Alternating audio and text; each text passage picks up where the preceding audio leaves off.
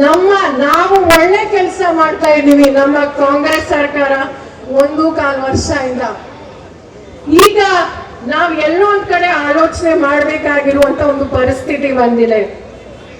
ನಮ್ಮ ನೆಚ್ಚಿನ, ನಮ್ಮ ಜನಪ್ರಿಯ ಮುಖ್ಯಮಂತ್ರಿ ಸಾಹೇಬ್ರ ಅಂತ ಶ್ರೀ ಸಿದ್ದರಾಮಯ್ಯ ಸರ್ ಅವರು ಅನ್ನ ಭಾಗ್ಯ ಕೊಟ್ಟಂತ ಮಹಾನ್ ವ್ಯಕ್ತಿ.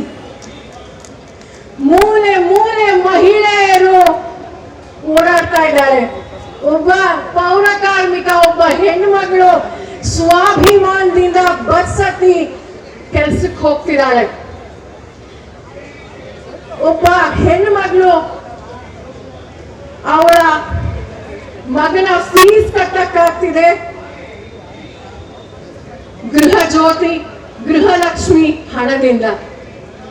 ಗೃಹ ಜ್ಯೋತಿ ಎಷ್ಟು ಒಳ್ಳೇದಾಗ್ತಿದೆ, ಯುವ ನಿಧಿ ಎಷ್ಟು ಒಳ್ಳೇದಾಗ್ತಿದೆ ಅಂತ ಎಲ್ರಿಗೂ ಸಹ ಗೊತ್ತಿದೆ.